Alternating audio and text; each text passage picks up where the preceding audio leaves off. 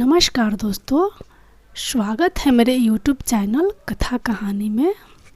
तो आज मैं आप लोग के साथ बहुत ही सुंदर धार्मिक कथा सुनाने जा रही हूँ, जिसका नाम है शिव जी और पार्वती माता का विवाह कथा। जब सती जी का स्वयं का योग अग्नि में भस्म कर लेने का समाचार शिव जी के पास पहुँचा, तब शिव जी ने वीरभद्र को भेजा। उन्होंने वहां जाकर यज्ञ विध्वंस कर डाला और सब देवताओं को यथोचित फल दिया। सती ने मरते समय शिव से यह वर मांगा कि हर जन्म में आप ही मेरे पति हो। इसी कारण उन्होंने हिमाचल के घर जाकर पार्वती का जन्म लिया।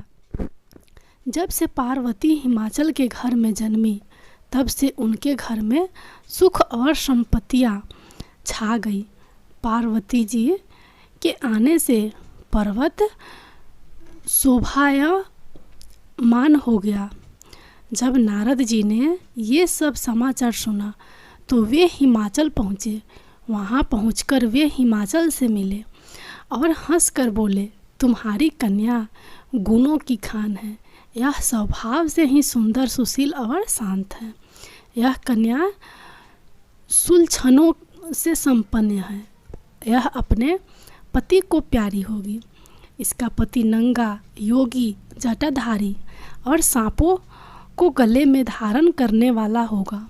यह बात सुनकर पार्वती के माता पिता चिंतित हो गए। उन्होंने देवर्षि से इसका उपाय पूछा। तब नारद जी बोले, जो दोष मैंने बताए हैं, मेरे अनुमान से वे सभी शिव में हैं। अगर शिव जी के साथ विवाह हो जाए तो ये दोष गुण के समान ही हो जाएंगे। यदि तुम्हारी कन्या तप करे तो शिव जी ही इसकी किस्मत बदल सकते हैं। तब यह सुनकर पार्वती जी की माँ विचलित हो गई। उन्होंने पार्वती के पिता से कहा, आप अनुकूल घर में ही अपनी पुत्री का विवाह कीजिएगा, क्योंकि पार्वती मुझे प्राणों से अधिक प्रिय है। पार्वती को देखकर मैना का गला भर आया। पार्वती ने अपनी माँ से कहा, माँ, मुझे एक ब्राह्मण ने सपने में कहा है कि जो नारद जी ने कहा है तू उसे सत्य समझकर जाकर तप कर। यह तप तेरे लिए दुखों का नाश करने वाला है। उसके बाद माता पिता को बड़ी खुशी से समझाकर पार्वती तप करने गई। पार्वती जी ने शिव को पति रूप में पाने के लिए तपस्या आरंभ की, लेकिन शिव को सांसारिक बंधनों में कदापि रुचि नहीं थी।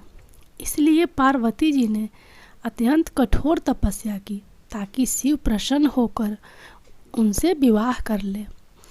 जब शपथ ऋषि सती की परीक्षा लेने गए, शपथ ऋषि ने पार्वती से जाकर पूछा, तुम किसके लिए इतना कठिन तप कर रही हो? तब पार्वती ने सकुचाते हुए कहा, आप लोग मेरी मूर्खता को सुनकर हंसेंगे। मैं शिव को अपना पति बनाना चाहती हूँ। पार्वती की बात सुनकर सभी ऋषि हंसने लगे और बोले कि तुमने उस नारद का उपदेश सुनकर शिव को अपना पति माना है, जो सब कुछ चौपट कर देता है।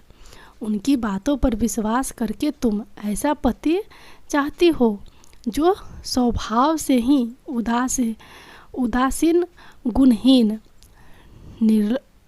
निर्जल, बुरे भेष वाला, बिना घर बार वाला, नंगा और शरीर पर नागों की धारण करने वाला है।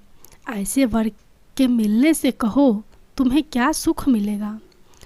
अब हमारा कहा मानो, हमने तुम्हारे लिए बहुत अच्छा वर चुना है। हमने तुम्हारे लिए जो वर चुना है वह लक्ष्मी का स्वामी है और वैकुंठपुरी का रहने वाला है। तब पार्वती उनकी बात सुनकर बोली कि मेरा हठ भी पर्वत के ही समान मजबूत है। मैं अपना यह जन्म शिव के लिए हार चुकी हूँ। मेरी तो करोड़ों जन्मों तक यही जिद रहेगी। पार्वती माता की यह बात सुनकर सभी ऋषि बोले, आप माया है और शिव भगवान हैं, आप दोनों समस्त जगत के माता पिता हैं। यह कहकर सप्त ऋषि पार्वती को प्रणाम करके वहाँ से चले गए। बरसों तपस्या करने के बाद एक दिन पार्वती जी के पास एक ब्रह्मचारी आया। वह ब्रह्मचारी तपस्विनी पार्वती का अर्ध स्वीकार करने से पूर्व बोल उठा, तुम्हारे जैसे सुकुमारी क्या तपस्या के योग है।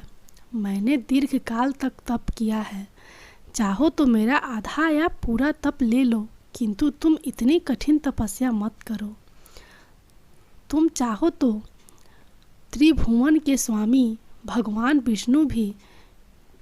किंतु पार्वती ने ऐसा उपेक्षा का भाव दिखाया कि ब्रह्मचारी 2 क्षण को रुक गया। फिर बोला, योग वर में 3 गुण देखे जाते हैं, सौंदर्य, कुलीनता और संपत्ति। इन तीनों में से शिव के पास एक भी नहीं है। नीलकंठ, त्रिलोचन, जटाधारी, विभूति पोते सांप, विभूति पोते सांप लपेटे शिव में तुम्हें कहीं सौंदर्य दिखता है। उनकी संपत्ति का तो कहना ही क्या, नग्न रहते हैं। बहुत हुआ तो चर्म यानी चमड़ा लपेट लिया। कोई नहीं जानता कि उनकी उत्पत्ति कैसे हुई। ब्रह्मचारी पता नहीं क्या क्या कहता रहा, किंतु अपने आराध्य की निंदा पार्वती को अच्छी नहीं लगी। अतः वे अन्यत्र जाने को उठ खड़ी हुई। तब शिव उनकी निष्ठा देख ब्रह्मचारी रूप त्याग प्रकट हुए और उनसे विवाह किया। जहाँ दृढ़ लगन, कष्ट सहने का साहस और अटूट आत्मविश्वास हो, वहाँ लक्ष्य की प्राप्ति अवश्य होती है। जय भोलेनाथ।